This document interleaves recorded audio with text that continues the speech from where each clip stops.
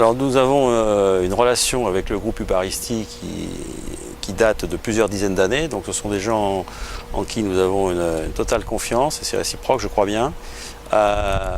Ils étaient juste de l'autre côté du Pays Basque, côté espagnol. On a pensé que réunir la communauté basque n'était pas forcément une mauvaise idée en termes socio-économiques d'une part et puis comportemental et relationnel d'autre part.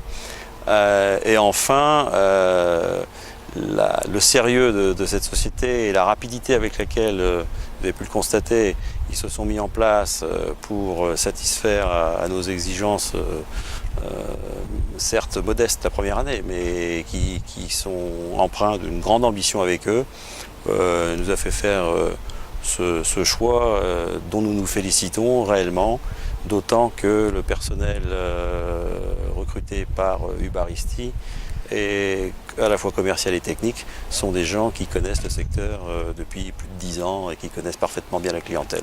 Alors certes, c'est une première, comme vous avez pu le constater, d'avoir un distributeur d'un territoire extérieur à la France qui s'installe en tant que concessionnaire en France. Alors, nous sommes évidemment très flattés que ça se passe en France et de montrer l'exemple sans doute pour le reste. En tout cas, l'Europe Kubota, vous voyez, se fait à une vitesse certaine. Nous pensons tous aux mêmes choses, mais nous n'en parlerons pas aujourd'hui. C'est un 36e contrat de concession.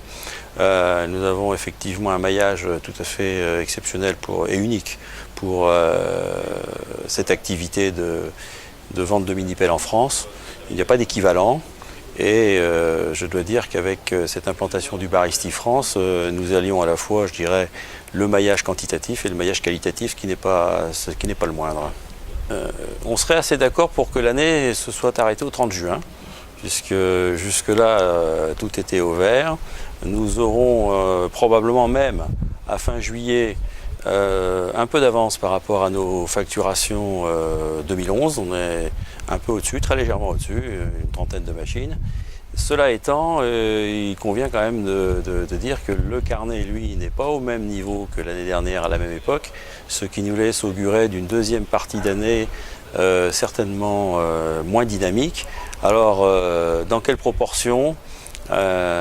Si on veut bien faire un petit retour en arrière historique sur des marchés dans les 5 dernières années, l'année 2008 nous semble la plus proche